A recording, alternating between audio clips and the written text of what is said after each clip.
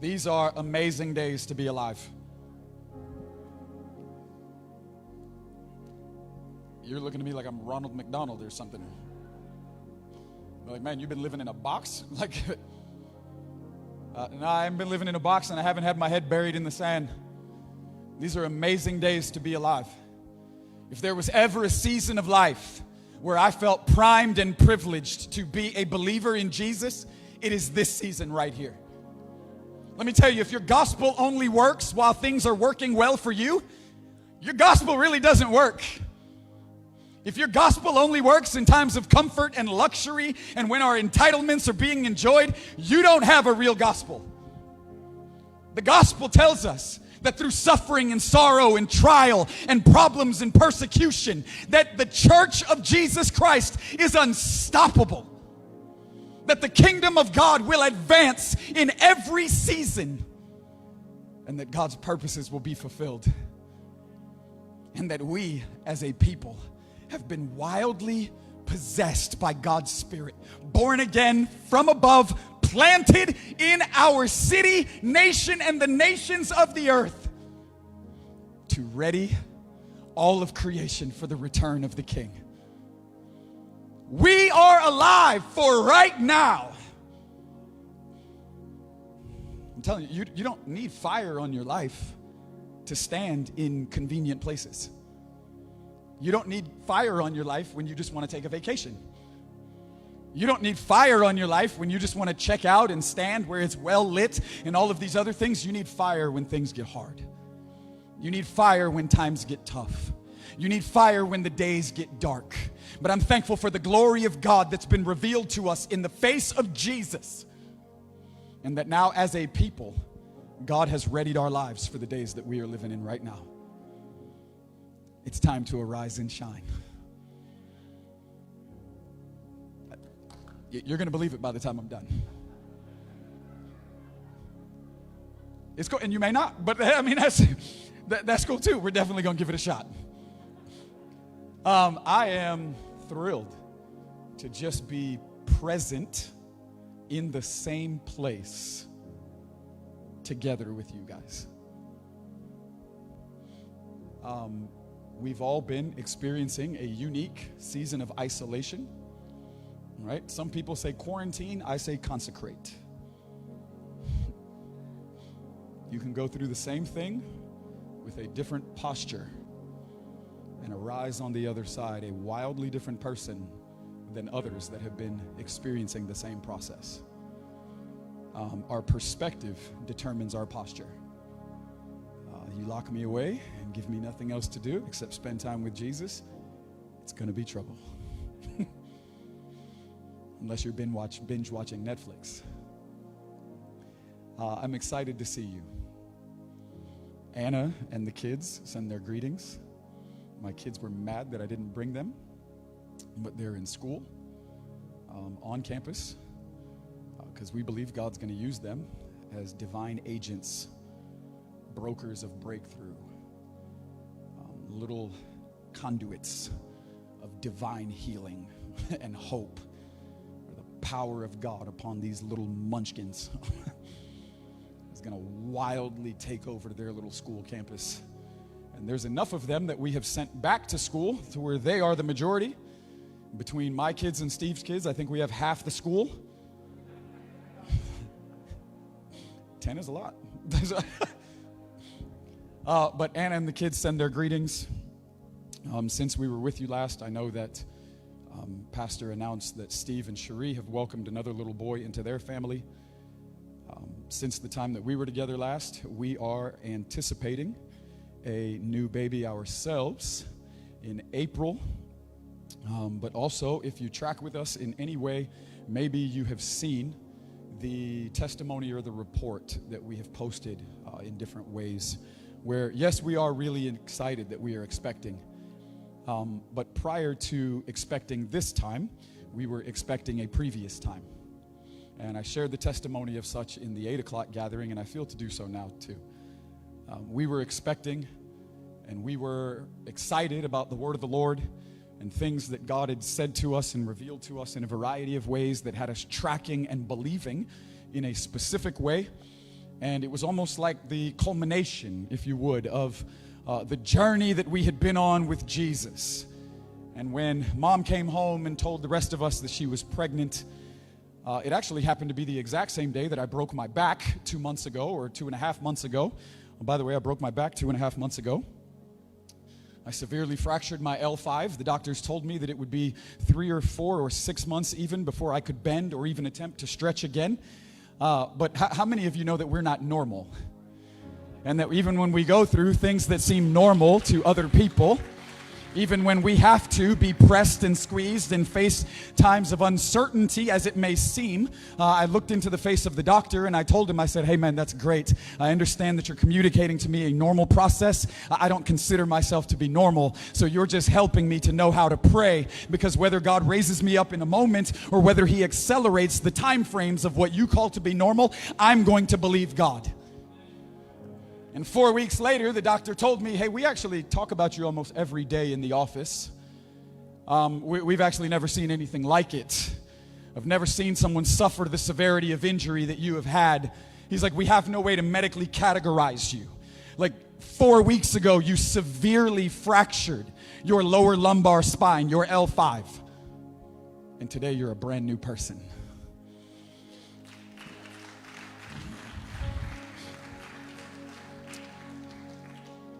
So the same day that I broke my back, we found out we were having a baby. The same day I broke my back is actually the same day that we announced to our team that we would be going to Milwaukee also. Coincidence, right? Yeah. And we were believing God, and several weeks later, as a matter of fact, Anna was several weeks into the pregnancy, and then we found out that we had lost a baby. And we had never lost a baby before. You see, but there is a variety of ways to handle the perceived difficulties that come at us in life. All right, you recognize as well as I do that our promise is not that we're going to be exempted from trouble. Because God has taken up residency on the inside of us, because the Holy Ghost has been shed abroad in our hearts, because we are being conformed into the image of Jesus, and his promise is that he would never leave us nor forsake us, and that he would be with us even until the end of the age as we labor and live well for him. He did not ever say that we were going to be excluded from testing, from trial, from pain, from suffering. So there's a variety of ways that we can handle the difficulties that seem to come upon us or present themselves to us in life. And we were devastated. Really devastated. Felt really attacked. Just the whole combination, if you would, of things that were happening at the same time put us in a unique squeeze. And we sat down at the table and had to tell the kids, I'll just go ahead and say, it's holding a strong vote for possibly the number one hardest conversation I've ever had to have with my kids. And so we sat down with our 10-year-old, 8-year-old, 5-year-old, and now 18-month-old, who he didn't really care. He didn't understand what was actually happening. He is a little Hurricane Isaiah. We're Floridians. I have to use hurricane terminology. And as we revealed to them what was happening, my 2 older kids broke down crying. It hit them really, really hard.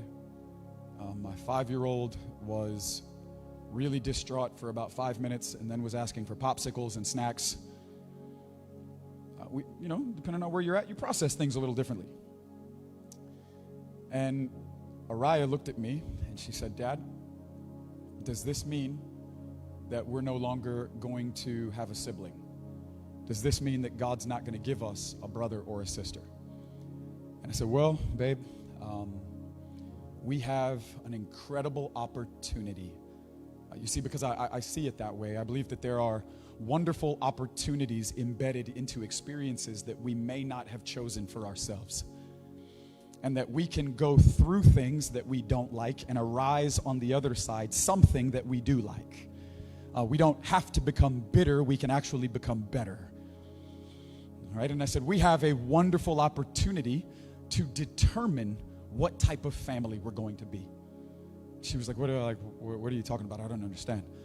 I said, well, babe, we say that we love Jesus. And we say that we've committed our life to him, and we say that we're going to live for him no matter what comes.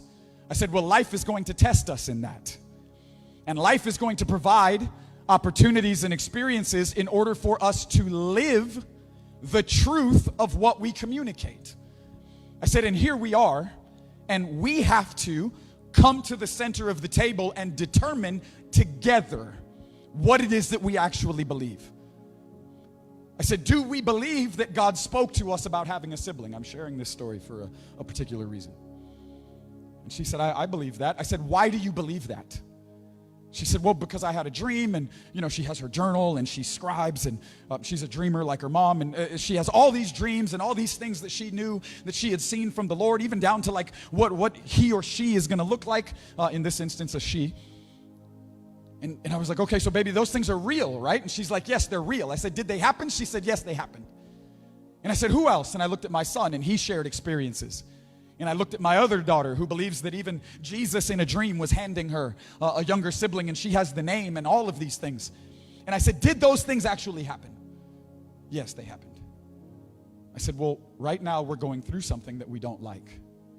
I said, and what happens in most cases is because we end up somewhere we don't like, because life turns into something that we did not anticipate, because the events of such as they get set up, they want to make us believe that those things that at one point, when we had the experience of them, we knew that they were real. We knew that God had come to us. We knew the revelatory insights or the encounters or the experiences, that they were as real as anything we had ever known. But then it's our circumstances that want to begin to preach to us in a greater way than at one point we knew God did. And what happens most times is we surrender things that we knew were real, because we end up in a place that we don't see how it could possibly agree with what God said.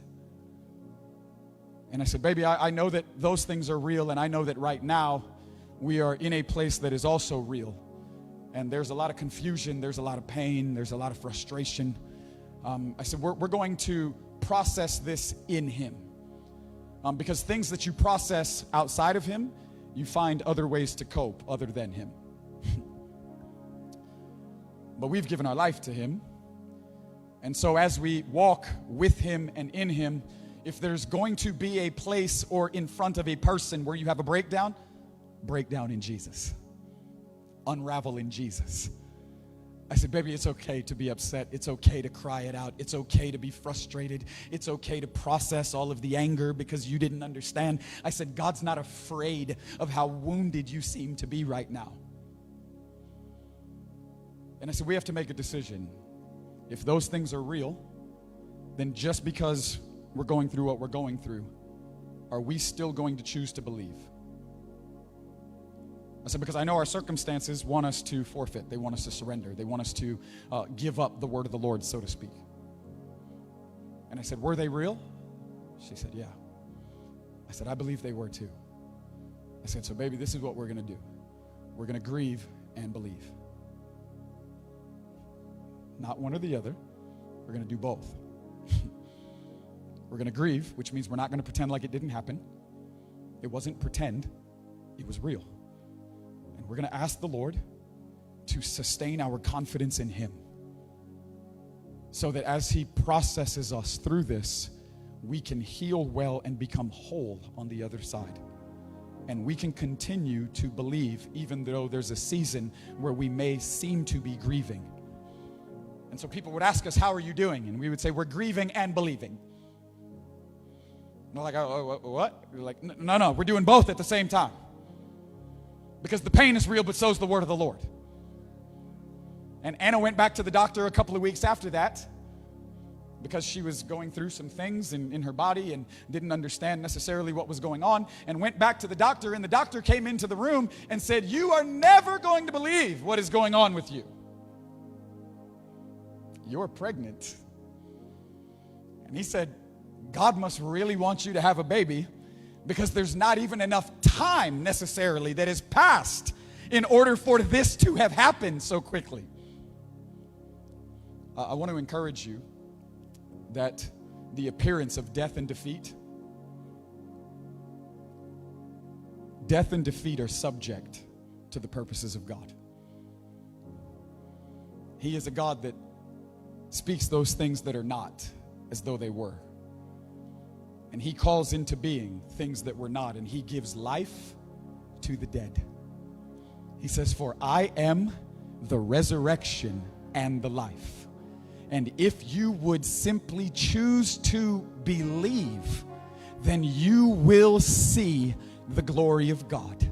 I don't know what you came into 2020 believing. I don't know what promises you were carrying. I don't know what things God revealed to you that created hope and confidence and excitement in your heart and spirit. And now the context, or now the circumstantial evidence that has affected the globe and the way that events have turned out, it may have attempted to deteriorate that joyful hope and confidence on the inside of you. But I came to exhort you that God is not a man, that he would change his mind. He's not a liar. The word of the Lord shall prevail. Though the flower fades and the grass withers, my word shall endure forever. And that this is the context for the word of the Lord to thrive in your life.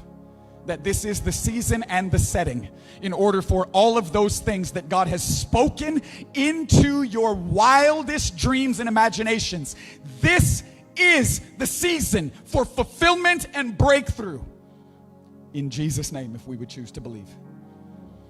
It is amazing to be with you. In a moment, we are going to look at some passages in the Word that I believe the Lord has put into my heart for you this morning. But before we do that, I want to take a moment intentionally, not for protocol's sake and all of those other, it's not fake, we can say that, to honor your pastors. John and Rainy Dawn and the boys, John and Jeremiah and Josiah.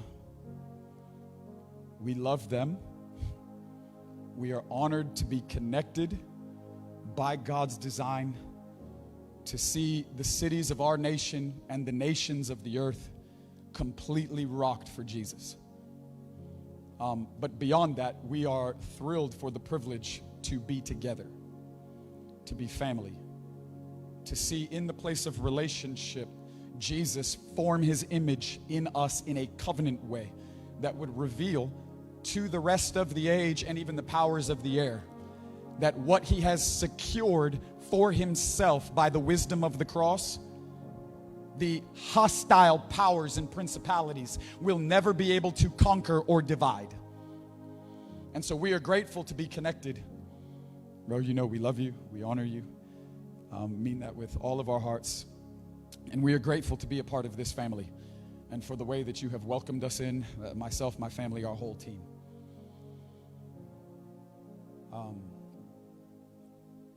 I'm going to just continue with where I started. And I want you this morning to really track with me in a specific way, because I didn't come to lead some pep rally, but I came for the sober consideration of why we are living our life the way that we are living it, and what we are living it for, and where it is actually going. Because if these last months have taught us anything, it should be this. In the midst of all of the things that we may have been learning, there is one lesson that should have come to the surface and become ultimate in a sense while the classroom of conflict has been happening for each one of us. And if we have learned anything over the past months, it should be this: nothing is as certain as we maybe once thought it was. Anything can be shaken. Anything can be shaken.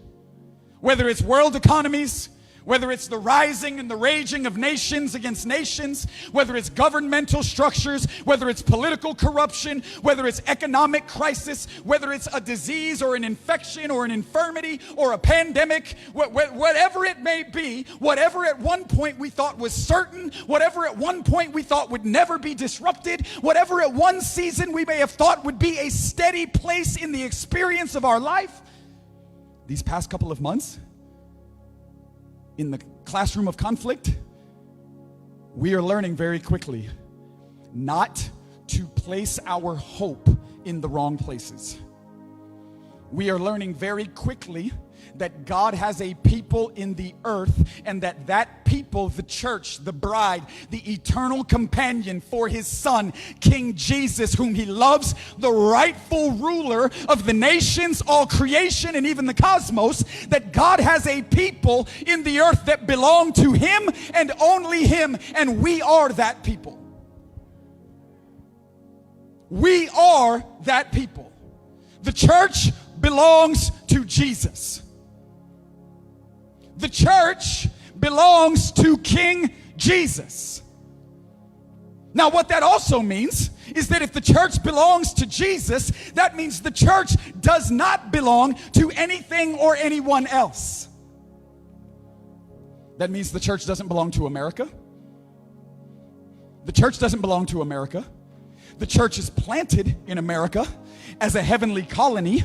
The church is planted in America as a heavenly embassy. You're familiar with international embassies and things of such. It's a smaller representation of a larger reality that gets planted on foreign territory. And the church belongs to a king. It belongs to the King of Kings and the Lord of Lords. The church belongs to Jesus, which means it doesn't belong to America, which means that we are believers in Jesus that live in America. We are not Americans that are trying to be Christians. The way you order the words means everything, in fact, to the practical way that you are going to fight for certain leverages and entitlements. We're believers that live in America. We're not Americans that are trying to be Christians. We don't fight to be American first and then hope that along the way we can still fulfill our Christian commitment.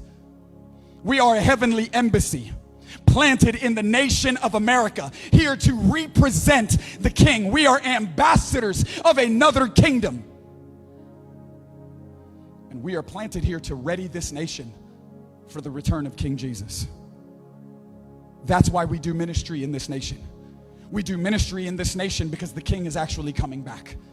We export missionaries to the nations because the King is actually coming back. We're not fighting to be American first because the church doesn't belong to America. The church belongs to a king, and that king has a kingdom, and that is where we belong. And that is what we are here to represent.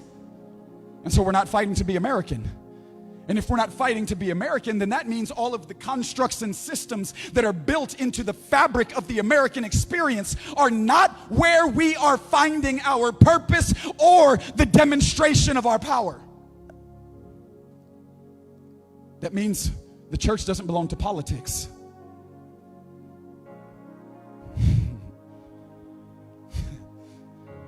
Oh, man. The church isn't a Republican party. The church isn't a Democratic party. The church isn't even an independent party. When Joshua confronted the angel of the Lord, the host of the armies of God, he asked him, whose side are you on? My side or the enemy's side? And he said, you're asking the wrong questions. I don't box myself into the same categories that you do. I'm not on your side or their side. I'm on my own side and I'm doing my own thing. And I would encourage you to side with me. The church doesn't belong to politics. Jesus isn't the president of a political party. He's not some elected official. He's not a governor. He's not a senator. He's not lobbying for votes. He's been installed. He's been established. It's a wrap. It is a done deal because his Father has said so. And he is the King of Kings and the Lord of Lords.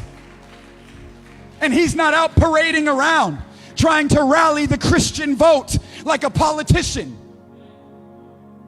You do understand that to a certain degree, it is pure insanity to me how the church has become a political puppet in the hand of politicians. Well, I've got to say certain things to make sure that we can secure the Christian vote, because they've just become another demographic of people in America. Well, I got to do this to get the black vote. I got to do this to get the white vote. I got to do this to get the Christian vote. The church doesn't belong to politics. And the church doesn't belong to the government. The church doesn't belong to some 501c3 status. The church belongs to Jesus.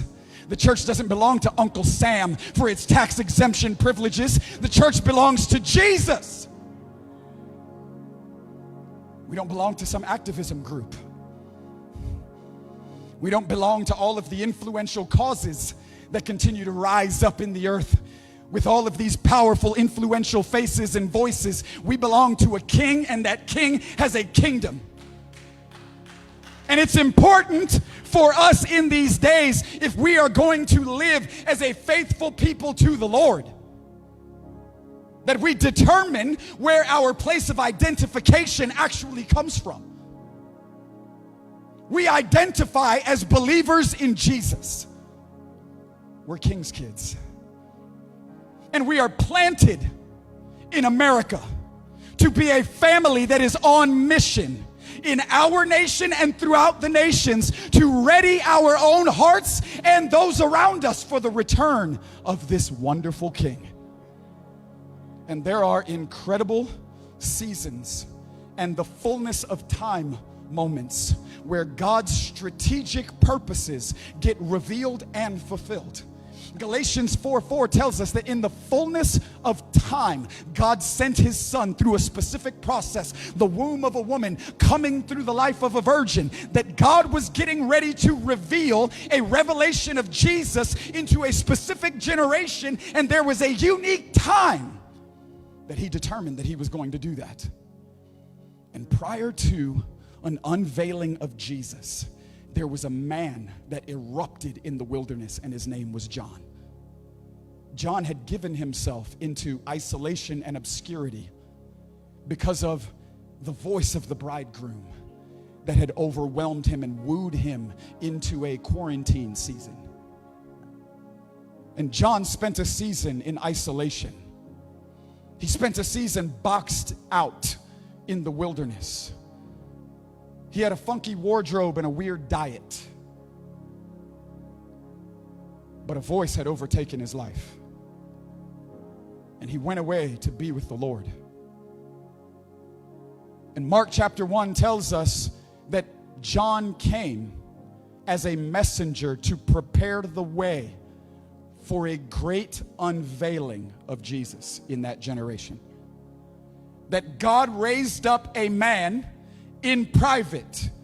He developed a lover in the secret place. And when he had already predetermined to do so, he made him visible to his region in his generation in the fullness of time. And Mark chapter 1 tells us that John emerged. He erupted.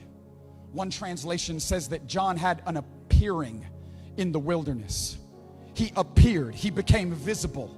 The fullness of time put John's life on the stage of history, and what God had already been developing in the secret place, God determined there needed to be a transfer into a public place because the unveiling of his son was coming.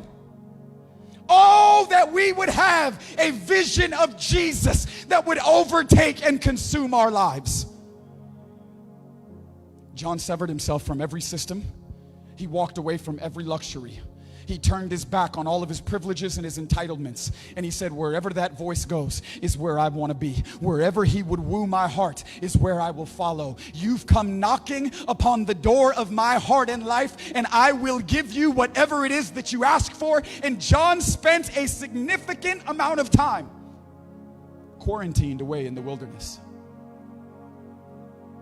Some 33 years. And he erupted, he arose, and he began to shine. And God put his life on the stage of history. Yes, it was a 6-month window. All of what God did for him was for the purpose of 6 months. For some of us, that's incomprehensible. It's just complete ridiculousness. It's totally absurd to think that you could labor in the secret place for as long as John did and only have a 6-month window where your life could find purpose. Right? We seem to do the reverse.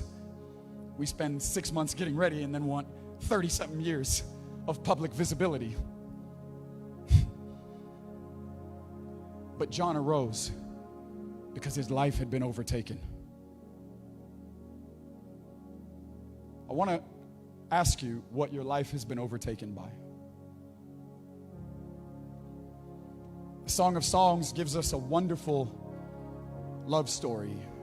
It's a description of a beautiful simultaneous pursuit. There's the wooing of the bridegroom and the coming of the beloved. And then there's the one that he adores, the beautiful one, the darling. And in chapter 5 of Song of Songs, we have in verse 2, we have the darling, the one that is being hotly pursued. She says this. She says, I was asleep, but my heart was awake. Because a voice, the voice of the bridegroom, came, and I heard a knocking. Yea, though I stand at the door and I knock, I'm looking for one that would actually arise and open up and let me in. And she says, I was asleep, but I was awakened. I know that there are many of us who are familiar with the woke terminology in our culture, but I promise you there's only one way to really be woke. And it's to allow the knocking, the influence of the bridegroom seeking entry into your own heart. The only way to really be awakened and to come alive in this season or in our generation is to give him the place of influence that he desires. And she says, I got up because I used to be asleep, but when he spoke to me, my heart, it awakened and I came alive. And I got up. You see, these are days where you just can't piggyback somebody else's intimacy. You can't piggyback somebody else's revelation. You can't piggyback someone else's depth. You can't piggyback their stature. These are days where you have to intimately know the Lord for yourself. You have to deeply cultivate a place of walking in fellowship with Jesus. These are days to behold the Lamb. These are days to smash the secret place. These are days to pray and to fast. These are days to worship and adore. These are days to behold the Lamb. To know him for yourself. For yourself. I'm not talking about the way that he knocks on someone else's heart. I'm not talking about touch 3 people and tell them this word is for you. I'm telling it this is for you. You have to know him for yourself. These are days to make sure that there is oil in your lamp and that your heart is burning for the King. And she says, I used to be asleep, but when the voice came, has the voice come to you? Has the voice come to you and awakened you out of your slumber? Has the voice come to you and awakened you and brought you to life? Because anyone that would pursue their life and preserve their life and try to do their own thing, those will actually be the ones that will end up losing their life. But anybody who's willing to lose their life for my sake and the gospel, I promise you, these are the ones that are really going to find purpose. These are the ones that are really going to walk in power. These are the ones that are going to truly understand why it is that they're alive. She says, I used to be asleep, but now I'm awake. And I'm awake because of a voice. And it troubled me to the point where I had to get up. I had to get up. And I went looking for him. And when I exited through the veil and I came out, I could not find him. And I began to pursue him. These are days for you to develop a pursuit of Jesus. While everything else is shaking, while everything else seems to be uncertain, while our hope that may have been anchored in the stock market or Wall Street or economy or all of our position and title and stature and influence in our own fame and our own riches, these are days to give up the pursuit of other things and to make sure I'm telling you, you do whatever you want to, but I promise you there is one pursuit that is going to matter most at the end of the age. There's one pursuit that is really going to matter. It is going to be ultimate. Yeah, you did all those other things, but I never knew you. There is one pursuit, and she says, I got up and I had to go looking for him. I went to pursue him. And she was running around town like a wild woman, searching for him. What happened in private got transferred out into what was going on in public. And she was running around like a wild woman in search of him. Man, I'm praying that a pursuit of Jesus would so overtake you that you could no longer hide it, manage it, contain it, but that what God has caused to bubble up in the secret place would begin to boil out in a public arena. And she goes looking for him, and they begin to question her. What are you doing? Why are you so crazy? What are you actually looking for? What is it about this thing or this person? And she says, listen to me. If you see him, you tell him that I'm lovesick. I need him. I will not stop trying to find him. If you see him, you tell him that I'm coming for him. And to which they reply, we're still in chapter 5, this is verses 8 and 9. What is it about this guy? Have you ever said that to somebody? What do you actually see in them? It's a face only a mama could love.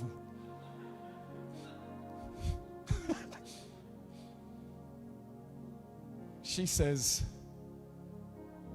if you see him, tell him I'm lovesick. And they say, what is it about him? What is it about him that has done this to you? What is it that you see in him that has created this lovesick, hostile, wild pursuit? And in verse 10, she says, my beloved is dazzling. Dazzling can be defined as a light that is so bright, it is so superior, it shines with such brilliance, it is a radiance that is supreme when held against all others. She says, I've seen a lot of things in my life, but when I saw him, other things used to shine until I saw him. Other things used to be attractive until I saw him. Other things used to compete and compare, but he's dazzling. He's dazzling, I tell you. There's no one like him. I've never seen anyone like him. And what I've seen in him, has dimmed the shine of everything else that used to attempt to be bright in my heart, to gain my attention, or to create traction for me to pursue it. I saw him, and I must have him, and I will continue to come after him because he is dazzling. That means he's put out every other light. That means that he has eclipsed every other attraction. That means that he has risen to the top and he has become my ultimate obsession. That means that everything else that used to pique my interest or have me fascinated in some way, he has become everything to me. I used to be asleep, but now I know why I'm alive, and I will never stop coming after him. She says he's dazzling. Oh my, he is dazzling. She says he's ready too. And he's the chief among 10,000. The King James says the chiefest. It's not even a real word. But I'm telling you, when you see him for real, for yourself, you just start coming up with stuff. Because he's so other than anything I've ever seen. He transcends the human language. He's beyond all of the types and shadows and colors and imagery. When I behold how beautiful and wonderful and awesome he actually is in my own heart, I'll shout it too. You're the chiefest. The chiefest. Now, chief means to take the lead, to become priority, to be the top person. Among 10,000? That's funny. Among 10,000 what? Among 10,000 anything. You put Jesus next to 10,000 anything, and he's better than the bunch. You put Jesus next to 10,000 of the most powerful people that have ever lived, and he's the chiefest among 10,000. You put Jesus next to the most brilliant surgeons and doctors and physicians that have ever been alive, and he's the chiefest among that crowd too. You put Jesus next to the most influential, the most beautiful, the people that our world esteems and prioritizes. He's the chiefest. And he's the chiefest among 10,000. You see, she's leading in the place of pursuit. Because what I've come to understand is that God takes lovers and makes them leaders. God takes lovers and creates them into laborers. Hear me, trust me. You will exhaust yourself trying to labor if you have not yet been loved. You will weary yourself trying to lead if you have not first been loved. But he takes lovers. He takes those where he has developed something in private. He takes the personal history that he has developed in you in the secret place. We're talking behind the scenes, beneath the surface. I'm not talking about for lights, camera, action. I'm not talking about for likes and followers and subscribers. I'm talking about you and Jesus, your life and his life in union, in the secret place, a beautiful convergence of a simultaneous love casting in the direction of one another. And we love him well because he has first loved us. But there are unique moments where he takes what he's done in our personal history and he decides to hang it in place on the public stage of history. He takes his story in us over time and determines to frame in the fulfilling of his own strategic purposes to advance his kingdom on the stage of history as we know it. And there are moments where, because of what arises around us, it puts a demand on what God has done within us. What do I mean? Let's look at a couple of examples. David is a wonderful example. In 1 Samuel 16, he's anointed in private. In 1 Samuel 17, he's serving beneath the surface, behind the scenes. And David finds himself out in a field one day because he's just going to take lunch to his brothers. He's just satisfied serving. He's loving Jesus in a faithful way and not necessarily trying to make something of himself. But he's serving his father's desires, and it puts him in an opportune moment. And he ends up out on the front lines of battle, and there's a giant. But I want to encourage you that the giant that arose put a demand on what David carried. The giant that became visible in their generation put a demand on what David carried in their generation. God had done something in David in the secret place, readying him as a weapon to take down this giant in a public place. Could you possibly believe that God has been doing something in you strategically in order to dismantle certain giants that are trying to arise? Could you possibly believe that God has been setting you up to enter into the stage of history because of the personal testimony that he has developed in you when no one else potentially was even around? This is what happened to David. He ends up standing in front of Saul, and Saul is like, listen here, boy, you are going to get the brakes beat off you. There's no way that you could be the answer. There's no way that God could use you as a solution. And David says, hey, don't underestimate what God is doing in me. Listen here, man, don't get it twisted. You may have never seen me fight, but that doesn't mean that this is my first fight. He says, I've been fighting my whole life. He said, me and God, we've had something going when nobody else has been around. And there's been lions and there's been bears. And I've been training and I've been raised up and I've developed something in a private place that God is now ready to transfer into a public place. This might not be the only time that you see me fight, but this is definitely not my first fight. And David begins running towards what everyone else in their generation has been afraid of. For 40 days, they're getting punked by a giant that they knew where he lived. They were sensitive to the sound of his voice, but they were doing nothing in order to overtake or occupy the territory where the giant was standing. Could it possibly be that he who has an ear to hear what the Spirit is saying, though others' hearts have become cold and calloused and desensitized to the influence of the voice of the enemy in our generation, that God has been readying you? Because when the giant got up and began taunting, you could almost hear the Lord say, oh, I got something for you. I've been getting him ready for years.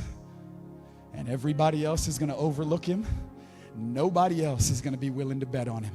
But I promise you, when I stand beside him, we're the majority. And there's not a giant in the land that's going to remain standing because of what I've been doing in the heart of this young man.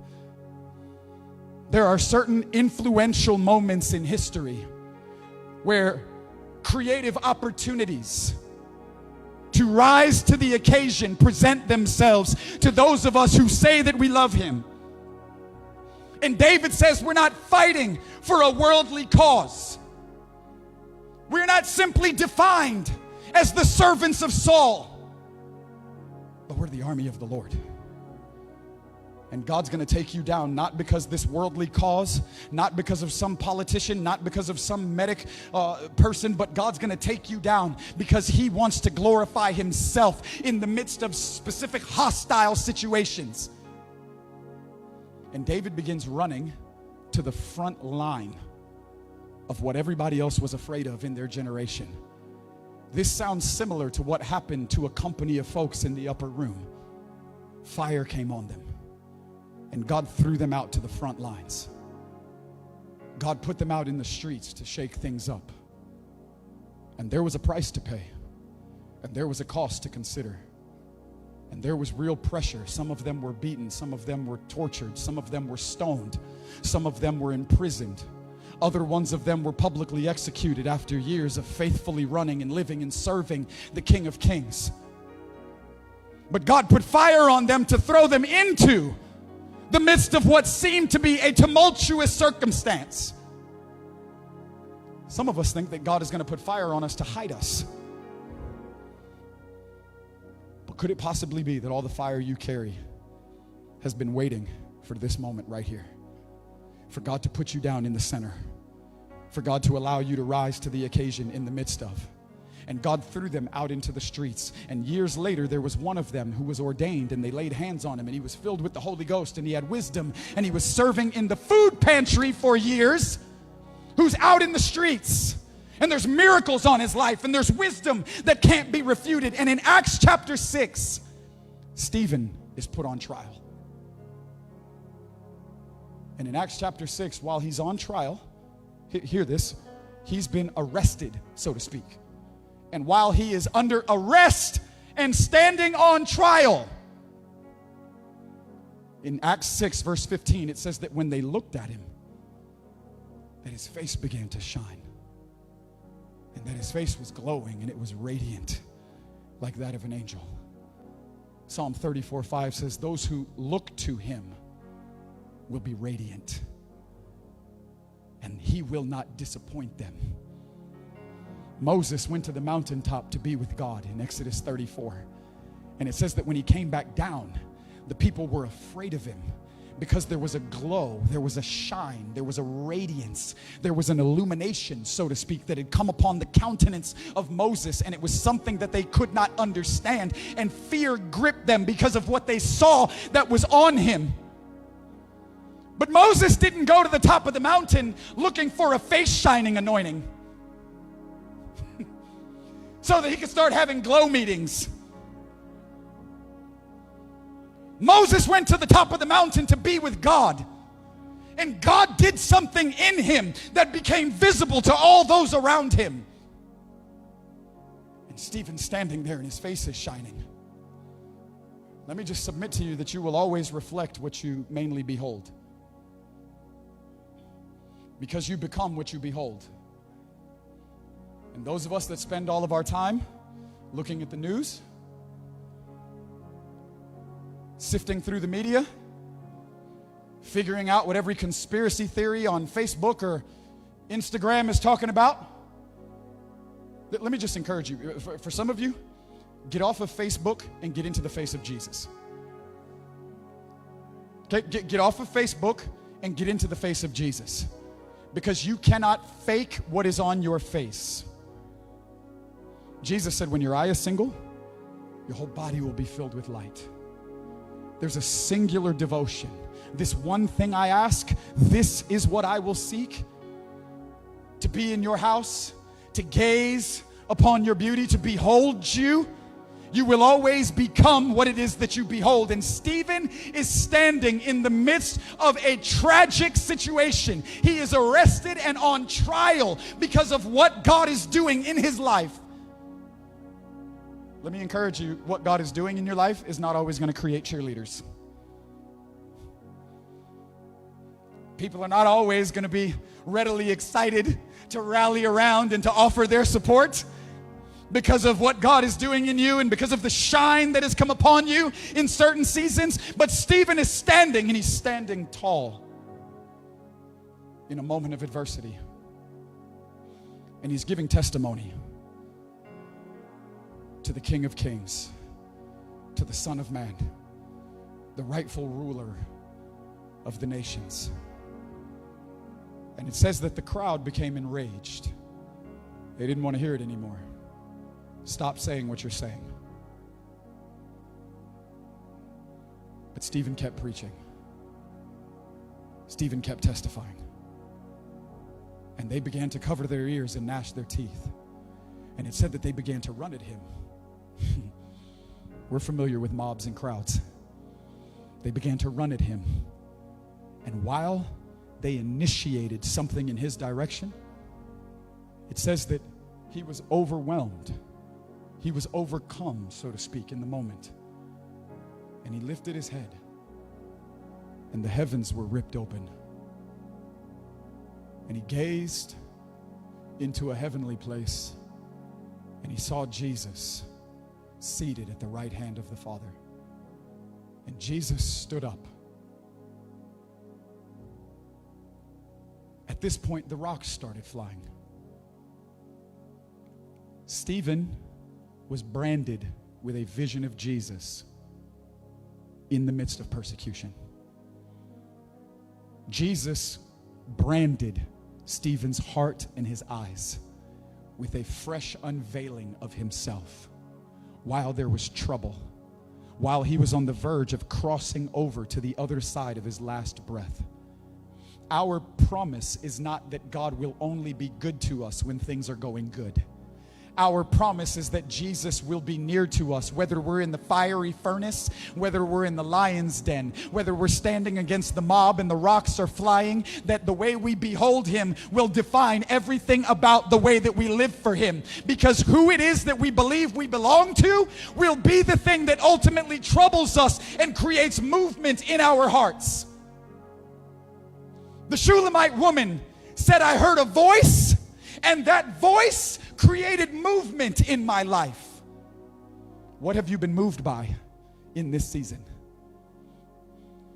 Because Stephen said, I've been moved by a voice, and I will not deny him. Paul said in Philippians 1, it is my hope and my expectation that regardless of what happens to me, that Jesus will be exalted in my life, by life or by death. For they overcame him by the blood of the Lamb and the word of their testimony. loving not their own lives, even when confronted with death itself. Let me encourage you, self-preservation is a prison that only the love of Jesus can free us from. Self-preservation is a prison. Jesus said those of us that try to self-preserve, those of us that try to do it our own way, those of us with forms of godliness denying the power thereof, those of you who will not allow my influence into your heart, though I stand and I knock, those of you that will not allow my voice to permeate through the fabric of your being, to awaken you to the real purpose that I have for you, those will be the ones that end up losing their life. But anybody who's willing to lose their life in me and unto me, anybody who's willing to really pick up their cross and deny themselves and follow me, anybody who's ready and willing to be a faithful witness by life or by death, anybody who's willing to allow me to love them, because the love of Jesus should be freeing us from the love of ourselves. The love of Jesus should be freeing us from the love of the world. And self-preservation becomes a prison. We become captives to the idea of ourselves in our own lives that only the love of Jesus can actually set us free from. And Stephen is standing in a moment where he's about to lose his life, but he is so gripped with a vision of Jesus that it transcends even the thought of trying to stop what is happening to him. And he begins to intercede. Rather than retaliating, he's interceding. Only a vision of Jesus can do that in our heart. Only a vision of Jesus can free us where we end up fulfilling God's purpose for us rather than the worldly purposes that we have created for our own lives, where we attempt to define ourselves by our own worldly entanglements and pursuits. The love of Jesus has come crashing into the prison cell of self-preservation and released a people into the nations that are wild, that are obsessed, that are in love, and they are free. And because they're free, they're unstoppable.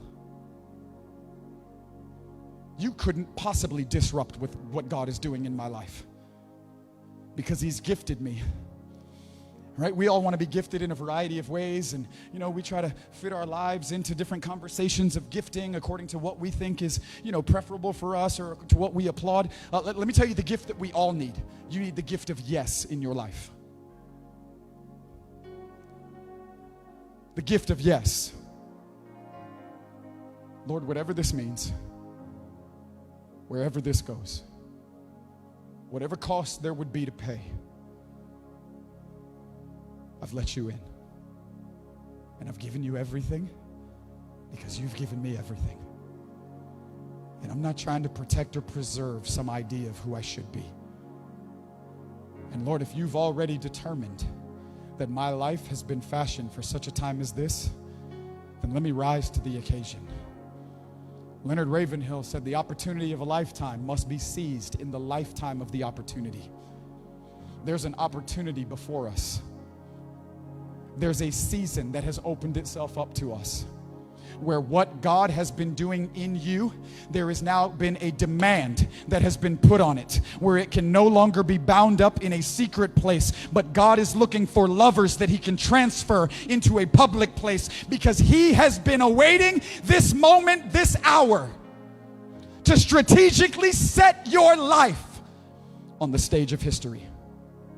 And I don't know about you, but I want to be one in the midst of a company that will prepare ye the way of the Lord.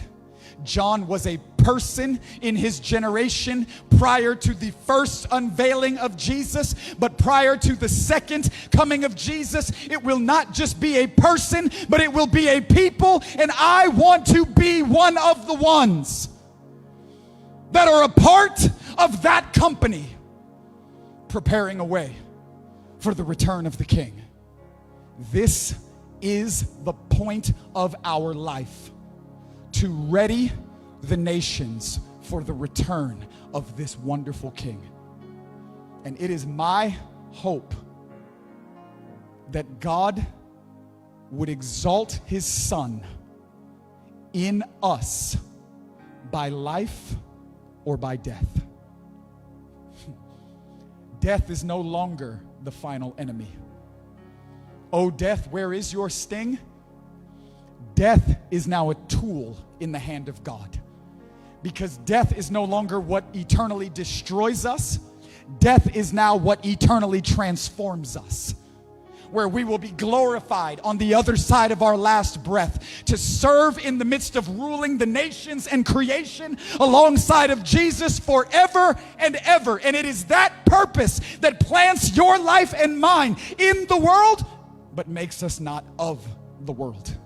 You are not like everybody else, and it's time to start living like we actually believe it. What a tragedy it would be to be in this season as an unbelieving believer. It's time to start living like we believe what we say we believe.